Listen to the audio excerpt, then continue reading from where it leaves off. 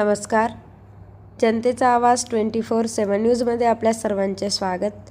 पाहूया बातमी आताच्या घडीची. वाळू उपसा करणारे 2,20,00,000चे साहित्य नष्ट. उस्माननगर पोलीस व महसूल पथकाची कार्यवाही. उस्माननगर पोलीस ठाणे व महसूल पथकाने या भागातील गोदावरी नदीपात्रातून वाळू उपसा करणाऱ्याविरुद्ध मोहीम राबवित 2,20,00,000चे साहित्य नष्ट केले आहे. 10 डिसेंबर रोजी सकाळी 10 वाजता लोह्याचे तहसीलदार विठ्ठल परळीकर, उस्माननगर पोलीस ठाण्याचे सहपोलीस निरीक्षक संजय निलपत्रेवार यांच्या संयुक्त पथकाने येळी महाटी पुलाजवळ वाळू उपसा करणारी बोट आढळून आली.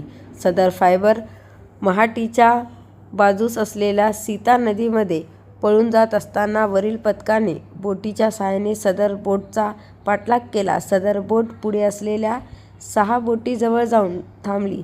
त्या ठिकाणी एकूण मोठ्या 7 बोटी प्रत्येकी 25 लाख रुपयांच्या आहेत. एकूण 1.25 कोटी लहान बोटी, इंजिन असा एकूण 45 लाखांचे साहित्य जप्त करण्यात आले. एकूण 2,20,00,000 रुपयाचे वाळू उपसा साहित्य जप्त करून ते तहसीलदार विठ्ठल परळीकर, मुदखेडच्या तहसीलदार पथकातील कामठेकर, सहाय्यक पोलीस निरीक्षक संजय निलपत्रेवार, मुदखेडचे पोलीस निरीक्षक शिंदे यांनी माळकवठा शिवारामध्ये पंचासक्षम नष्ट केले.